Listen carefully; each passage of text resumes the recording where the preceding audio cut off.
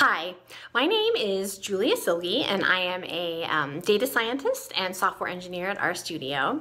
And today in this video, we are going to use this week's Tidy Tuesday dataset about GDPR violations and tidy models to walk through how to build a model to understand which articles of GDPR are associated with higher fines.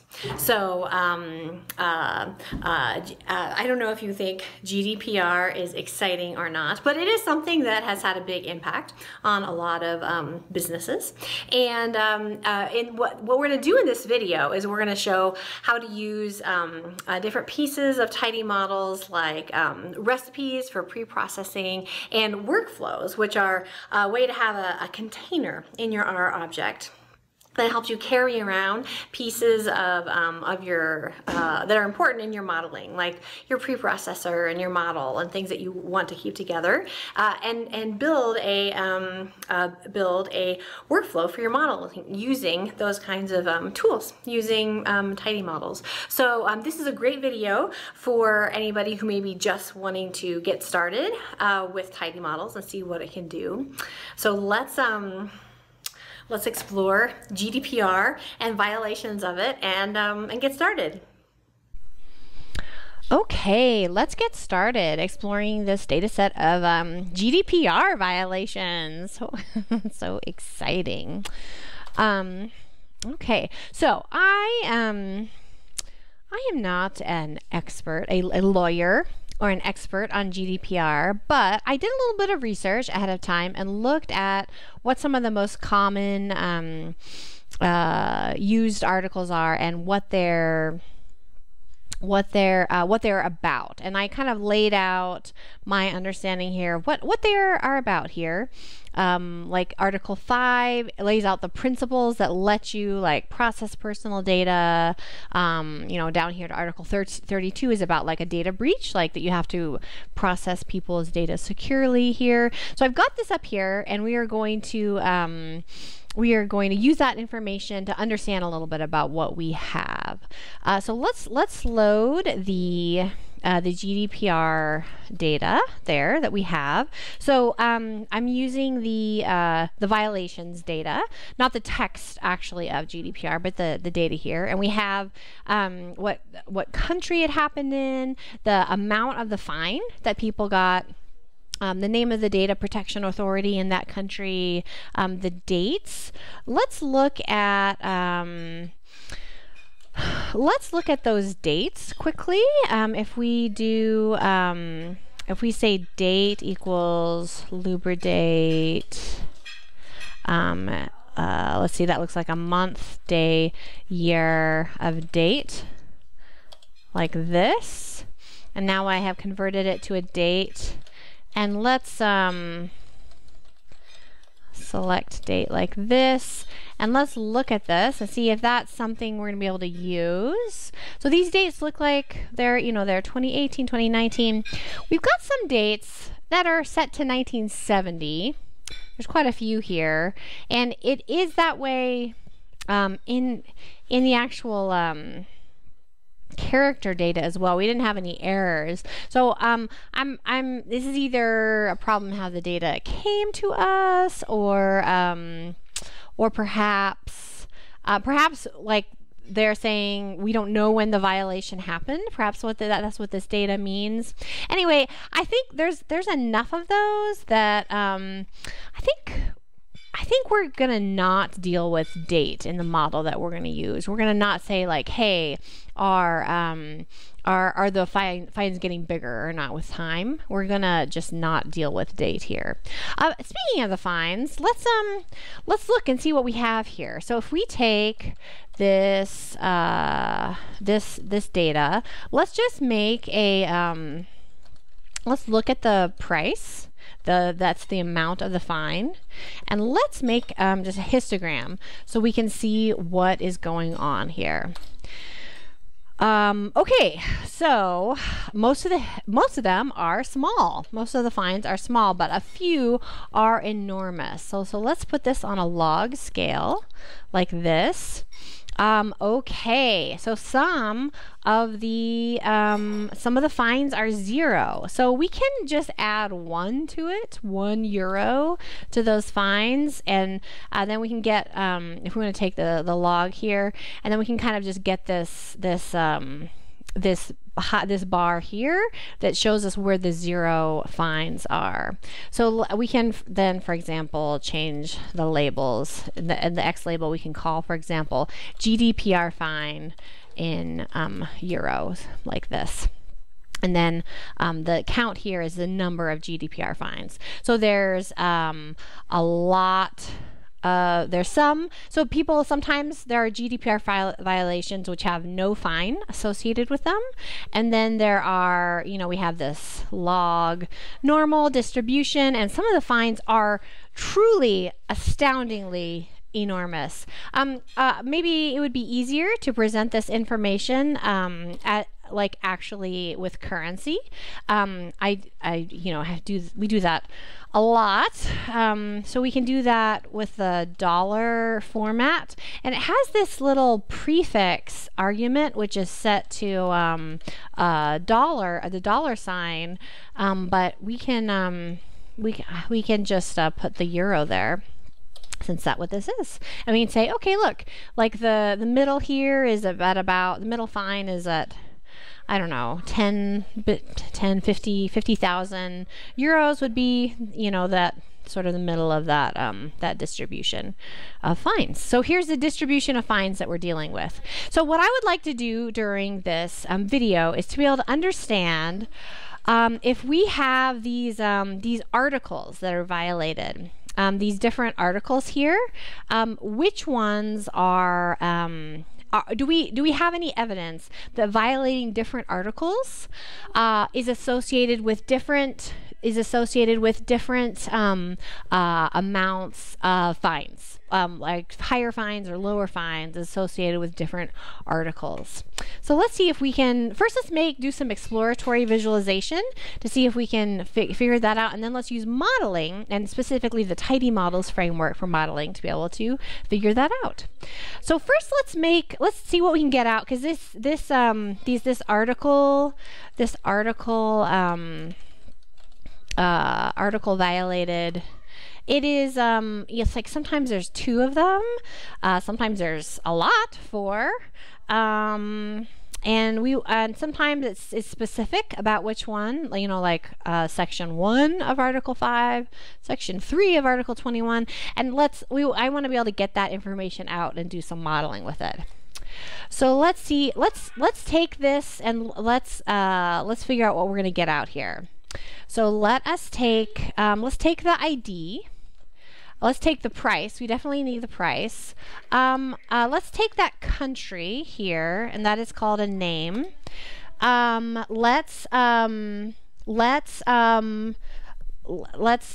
what else do we need here? So we're not going to deal with the date because that is because of that 1970 issue. I'm going to, and that type is related to article violated, but I'm just going to look at article violated here in my model. So let's take article violated here. And now I'm going to also see, do we see any difference by country? See if we need to control for that here. All right. And source and summary are information about the individual violation. So those would be interesting to explore, but I'm not going to try to include that information in the model. Okay, so let's now try to parse that information in the article violated. So it looks like so we're going to use a little bit of a regular expression to do that. Let's call this let's make a new column called articles, and let's use string extract all, and we're going to do it on we're going to extract out of article violated and we're going to use the pattern. So let's say art space and then digit like this and digit plus because we want more than one there. So if we look here now, we say, okay, this one found 4, this one found 2, this one found 1. So that looks pretty promising. Let's look and see if how well that worked. So this looks pretty good. Looks like it's finding them. Where is it not finding that? Okay. So this one it did not find because there's no space. So let's go back and let's add an or here and then take out the space. Let's do that again. And view, and see how that did. All right, this is looking good. Article, so sometimes it's in here twice, but so we'll have to deal with that. And let's look at it, find those 14s. It found the article 14s now, which is good. And sometimes though we don't have the articles, and so that's life. So sometimes we don't have that. Okay, so that's what we're going to call our articles there. So that is excellent. Okay, so I'm going to do a little bit of some like feature engineering here because sometimes a GDPR violation involves like 4 things, and sometimes it involves like 1. And I wonder if people get higher fines if they have a lot. So what happens if we okay, so now I'm saying what's the length of this list column that I have here. And so I have a length here, and since I know it's always an integer, I can say map int, and then I will get out the integer. So this is 1, 4, 2. This is how many articles were violated here. Okay, so let's unnest the articles like so. And so now I have these all separated out, which is very nice. And now there are a ton of articles.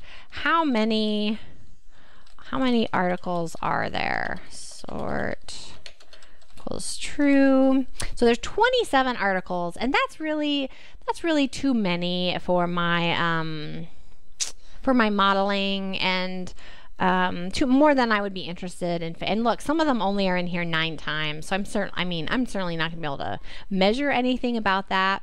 Instead, let's filter this out. So what I'm gonna do is I'm gonna say add count articles. I'm going to filter n greater than 10, and then I'm gonna remove that n. So what this does is it says I'm only keeping basically these 1, 2, 3, 4, 5 articles, which it turns out are these 5 articles, the ones that are used the most. So that's all that's going to be in my data set. I'm going to say, hey, for these 5 most used articles in GDPR, do we see any differences between the fines that are associated with them? Controlling for country and controlling for the number of articles that are violated in a GDPR violation. So that's the kind of modeling question that we're headed for here. So let's notice that the GDPR violations are now not it's now not 1 violation per row. It's now 1 article per row, and so let's call this GDPR tidy. So this is I've rearranged my data set a little bit here so that I can get at that information in a slightly different way. So let's make a visualization here. I am going to use a package called ggBSwarm, which helps us make bee swarm plots. I think it's a nice fit for this amount of data where you only have, like 300 points. You can really just look at all your data in a nice way. So let's GDPR tidy. So let's let's start doing this. So let's say AES, let's put articles on the x-axis, let's put price on the y-axis, and then let's start building up our plot. So the function is quasi-random, I think is the one that I want. Okay, so this is good. This is a good start here. And then let's start building up this this plot. So I would definitely want to do scale y log. Actually, I'm just going to copy this. This is what I want. And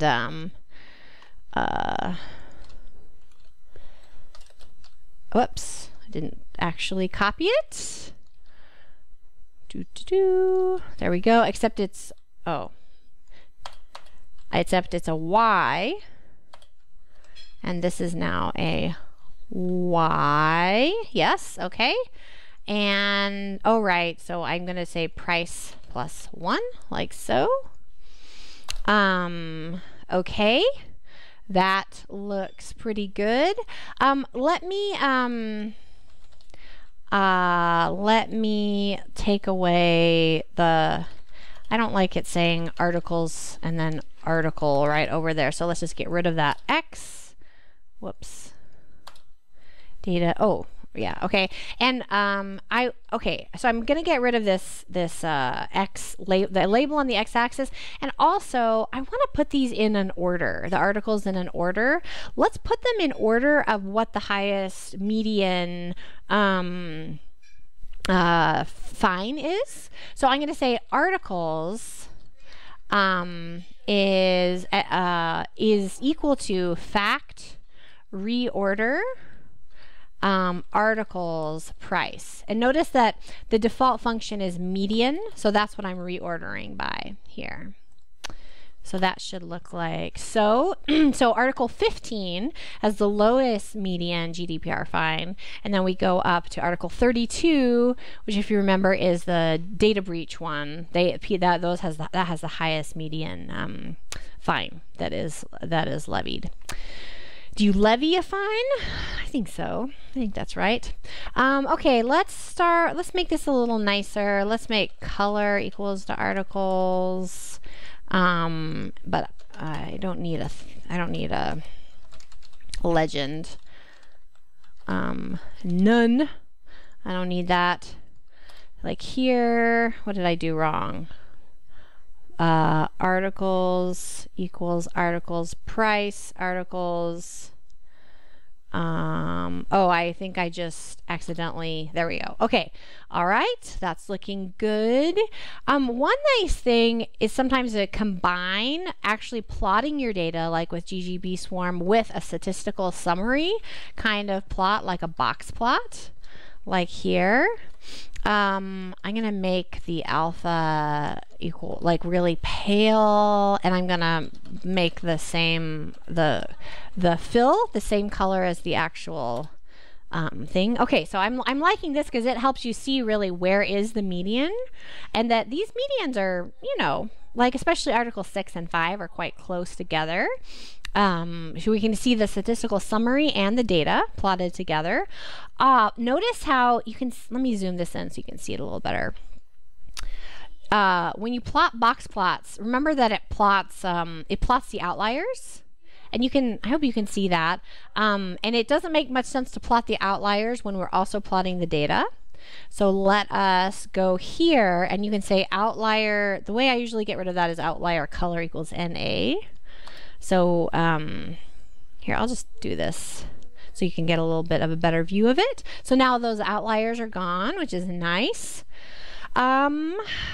This is looking good. Maybe I'll just do one more little thing to make this pretty, and so that it's clear that those are articles, in case, you know, this were to get shared around by someone. Let's replace articles. So we can replace that art space with article space, like so. And Nice, nice. I like this plot. This is actually quite a nice plot where we can see, remember, we haven't used modeling. This is just exploratory data analysis where we say like, okay, how does the median GDPR fine change with how many articles are, or which article of GDPR is violated? Nice. I like it. Okay, so now let's get ready and let's make our data frame that we're going to use for modeling. So this is pretty close to what we need, but instead of having this in this tidy form where the articles are all in this column, let's get back to one row per violation, not one row per article. So let's get back to a wider format. So let's take GDPR tidy, and I'm gonna use pivot wider to get back to the format that I want, and I am going to I'm gonna do, so I can say mutate value equals 1 because I want a column for each of these articles, each of these 5 articles. I certainly don't need that article violated anymore. So let me show you what I have here. So I've got articles and value. So these. Let me, no, I think that's okay. So articles and value are going to be the things that I'm about to pivot wider to make a wide shaped data frame with. So let's do that. Pivot wider. So the names are going to come from articles. The values are going to come from value. And let's see what that did. Okay. Remember how some things have 2 article 5s? That we have duplicates there. So I can just use this values function thing to take care of that. So I could just put anything here. I'm just going to say max. I'm just say take the max value. It's the same, but in this particular case, this because I had duplicates. My duplicates, it turns out, are always the same because everything is always 1. But that's why I have those duplicates. So I can take care of that, which is handy. And now I don't want NAs in those places. I want zeros because, for example, this first violation has 4 violations, and it has Article 13, Article 5, Article 6, and why doesn't it add up to 4? Oh, I must have gotten rid of the other article that they violated. This one that happened in Spain has 2, Articles 5 and 6. This one in Romania has 1, it's Article 32. A breach, a data breach. Oh no, very sad. Okay, so this looks good. Let's clean names here. And excellent. Okay, so this is the data frame we're going to use for modeling. And remember, what is the point of the modeling here is we're going to try to use modeling to find out which do we see. You know, I look at this plot here and I say, okay, I see using exploratory data analysis that Article 15 looks like it has lower fines associated with it. Article 32 looks like it has the highest, but what are there differences? Are any of these differences meaningful? What are what kind of error bars should I put on it? What's the average difference, and so forth? So that's what we're going to use models to do.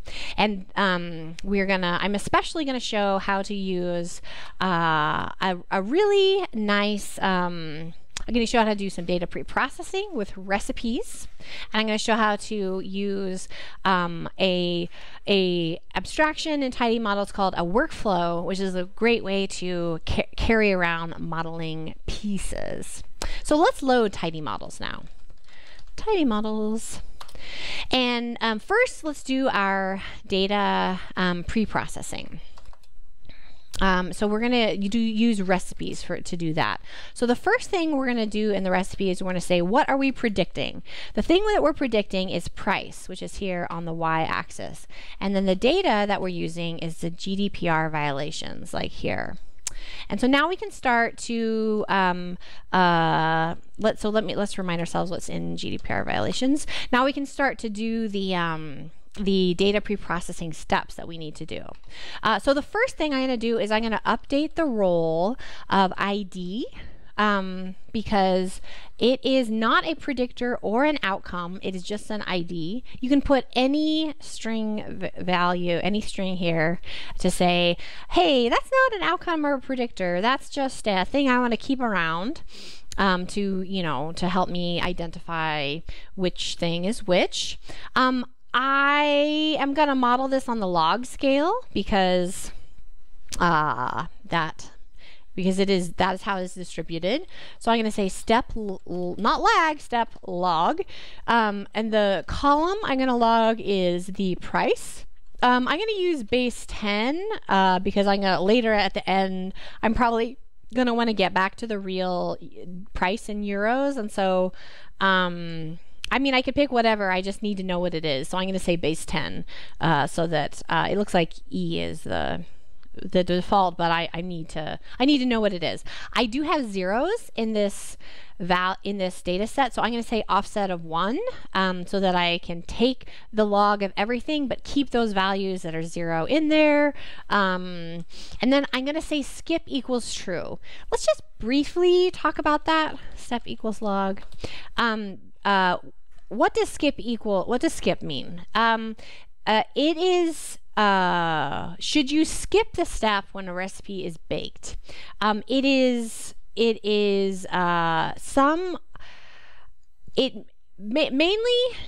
you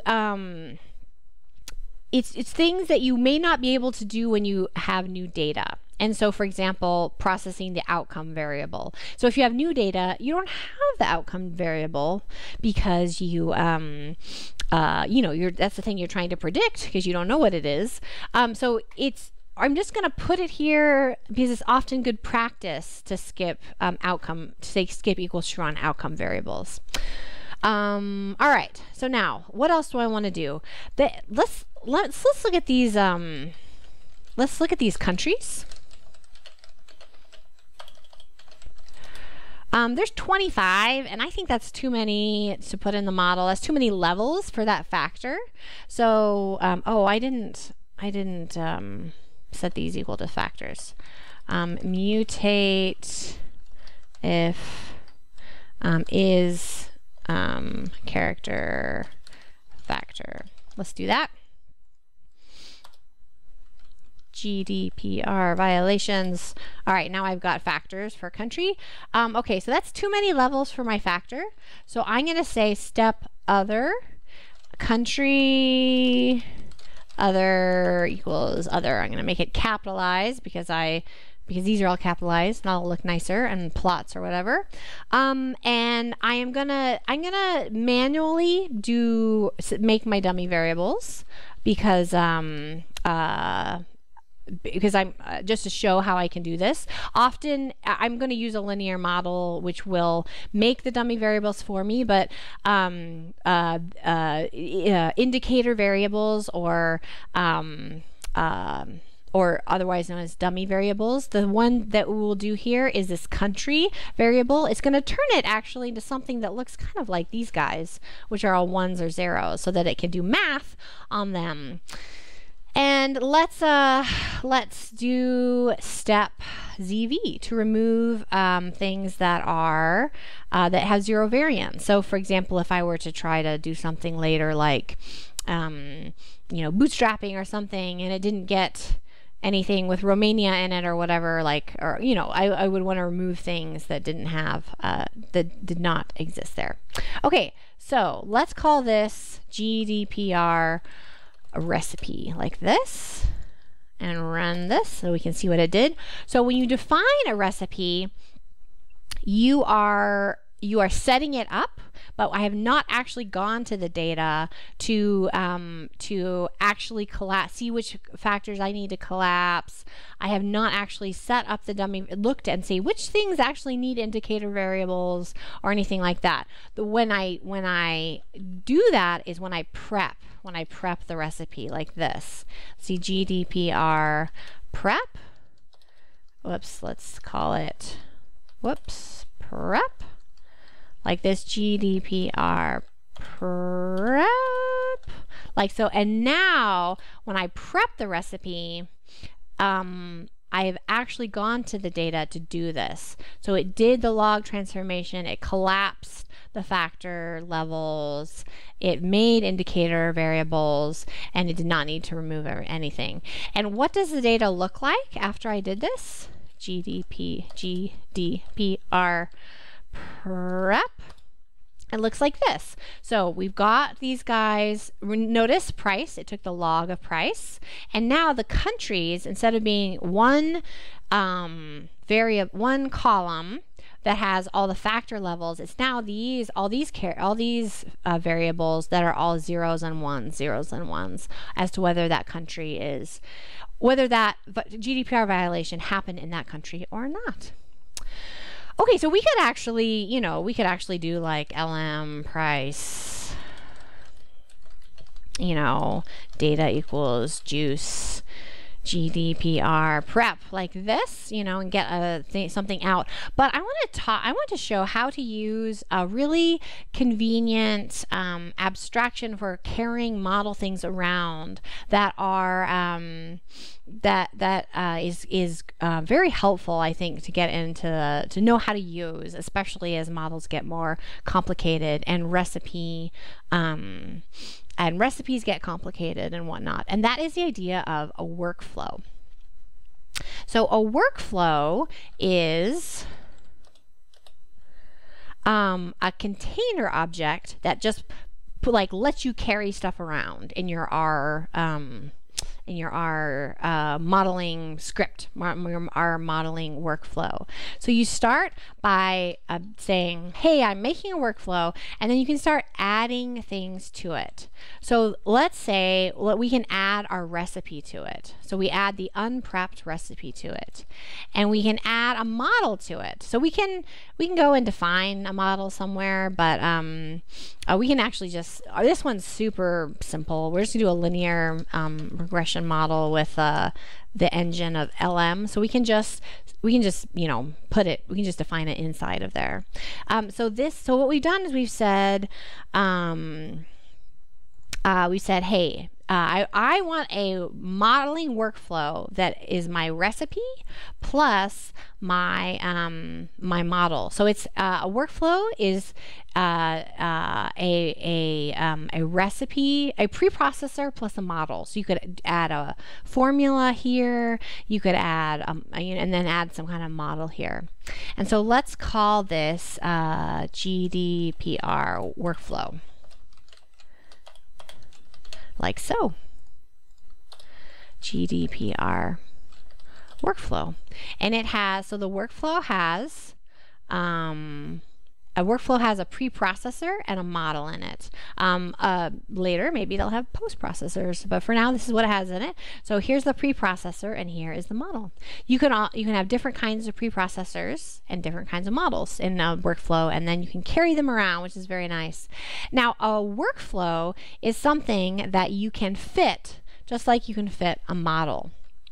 So let's say we take our workflow and we can pipe it to fit. And the thing that we need to say is what data are we going to fit it on? And here we're just going to fit it on the GDPR violations data. So let's save this as GDPR fit. Like so. So you can fit a model. You can fit a model, or you can fit a workflow. And so this trained workflow, this fitted workflow, has the information about what was in the workflow and then the fitted information. So let's explore what we got and see if we can find out from this modeling that we did, if we see differences, what information can we find out about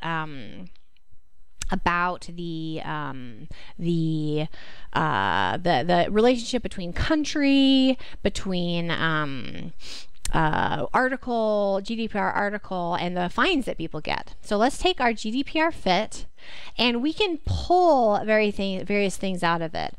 So for example, you can pull, the prepped recipe, the preprocessor, the model spec. We can pull the fit out of it. And, you know, so what happens if we do that? You know, we just get the fit model. And then we can tidy it if we, whoops. There we go. All right, so let's look and see what we have here. So this is the model output in a tidied version. A lot of these p-values are big. We can, for example, filter how many of these have p-values less than 0.05? Okay, so at the p-value of 0.05 level, the more articles you have violated, the higher your fine is. And if you have violated Article 15, the lower your fine is. So that's the one that's you have not given your data subjects access to their data. So this one is smaller fines than like data breaches, or you didn't get consent from people, or you didn't inform people when their personal data was collected.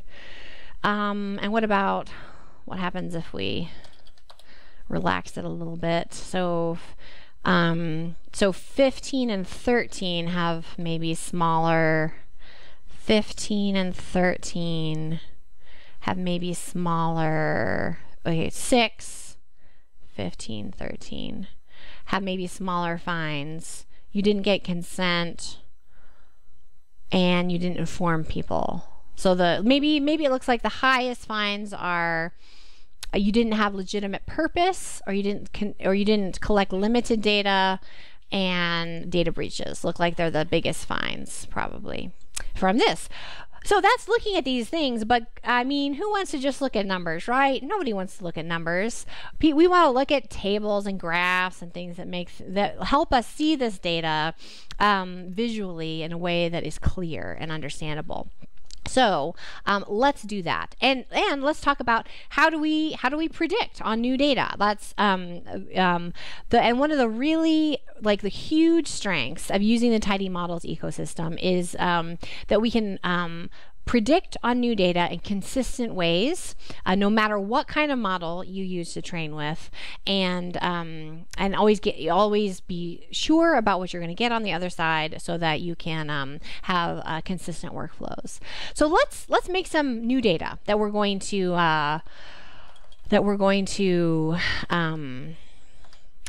predict on. So let's say, so interestingly enough, we don't see any difference by country. It doesn't look like people are getting different fines in different countries. So let's just say country equals other. And let's see, we've got all these articles. I'm art 5. So, whoops. 0, 1, and let's so let's see, 6, 13, 15, 32, 13, 15, 32, and then anything else? Oh yeah, the total articles. So let's just sum those up. So let's see. So we're making a little bit of some new data here. So country, the articles, and let's see. So the total articles. We're just gonna add all those guys together. You know, there might be a faster way to do this, or a more elegant. This isn't actually that slow, but perhaps. And then I think we'll have to say ID, because I kept that in the recipe knows about it. So I think we're going to need to put an ID number as well. Okay. All right. So let's call that this is our new data, new GDPR.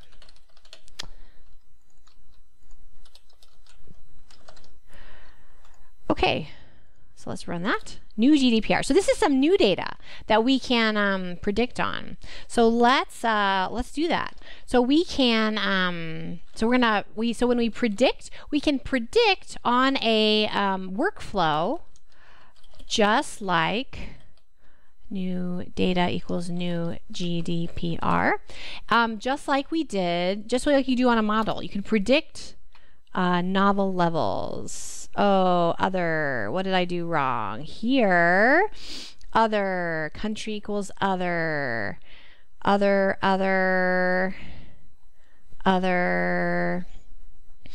Did I not, what did I do in the recipe that I did incorrectly? Step ZV, all nominal, other. Oh, is it a factor? Novel, let's see. Does it need to be a factor? Let's try that. Let's try that. Nope, that was not what did it. Let's see, why did it not like that? Let's see if I did not make this a factor and I did that and that and that and that, and then if I make this not a factor, like so, now does it like it? Now it likes it. Okay, I should not have made that a factor level before. Okay, so we have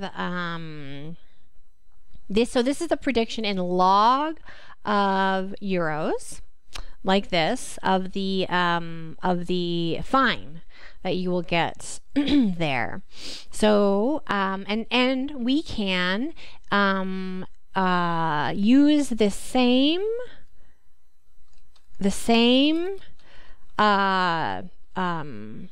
way of specifying this to get out confident intervals. So let's call this mean prediction, and let's call this confidence interval prediction, like so. And let's just start binding all of this together. So new GDPR, so let's bind calls with the mean prediction, and then let's bind calls with the confidence interval prediction, and let's call this GDPR result, like so.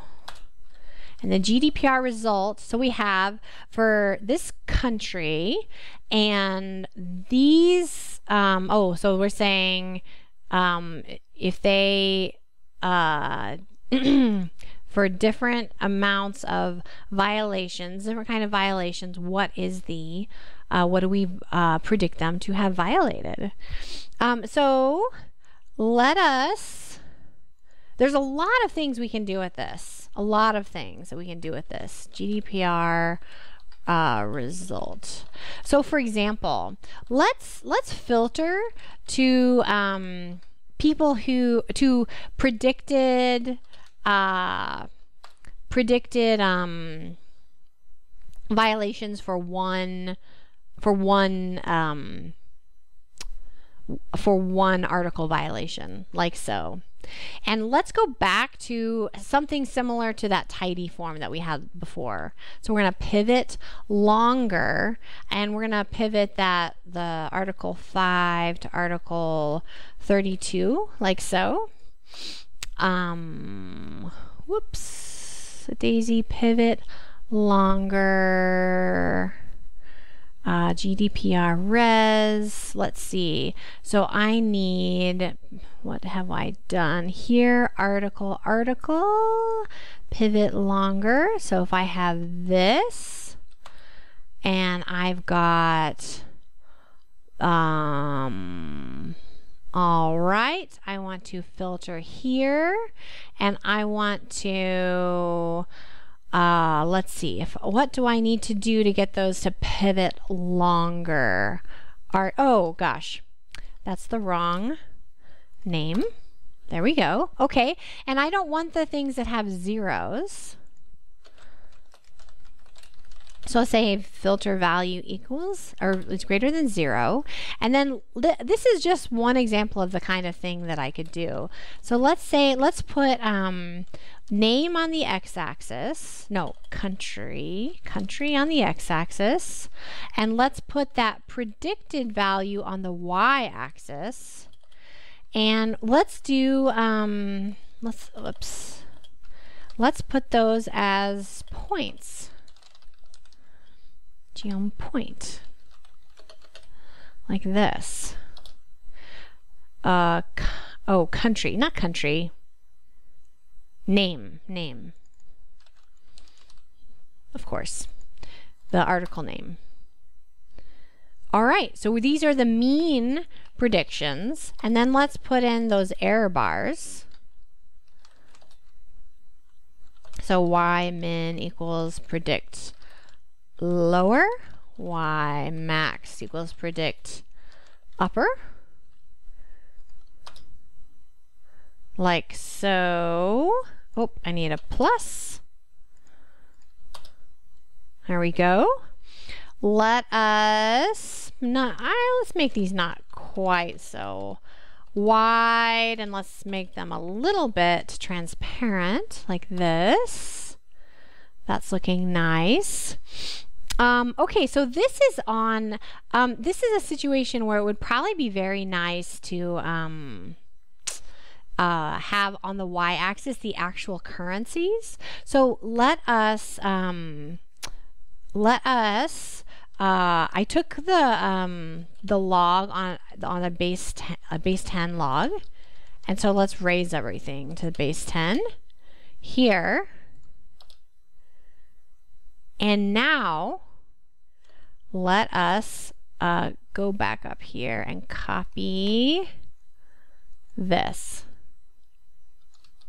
Just copy all that. Like so. Nice. I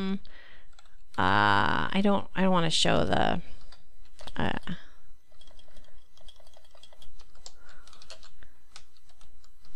I don't want to show any, yeah, I don't want to show any decimal places. Nice. Let's also go and get this, because we want to do something very similar so that that's in the same order. It should go here. And instead of replacing what we had before, it's going to go like that. Articles, except it's not articles anymore, it's name, and we can replace price. Now it's not price, it's dot pred. All right, and you know, we can make it the same color so that we can compare those colors that we had before, like that. All right, so what have we, so let's make sure that we say that we have here predicted, oh, I cannot, predicted GDPR fine for these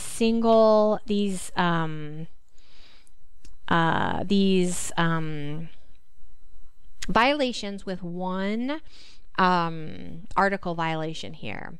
So we have Article 15 with the lowest predicted fine, up to Article 32 with the highest. So what we have here is the average fine, and then we have the error bars that show us the variation here.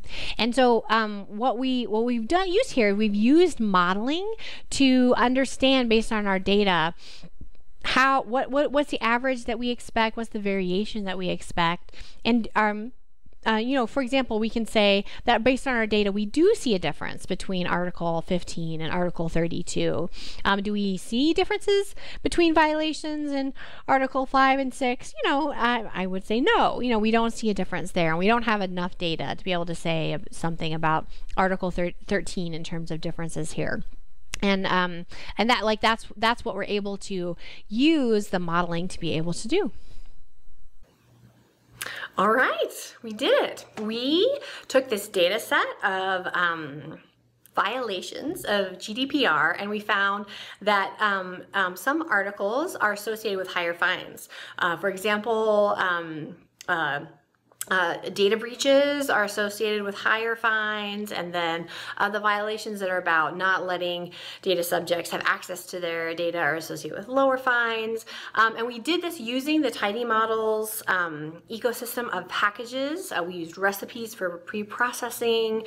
We used a straightforward model, but we put together the pieces of our modeling toolkit together in workflows, which are like convenience functions, like a container, an object that lets us carry things around that we can fit and predict, much like we would a model. So I hope this is helpful. I hope you yourself do not violate GDPR anytime soon, and I will hope to see you next time.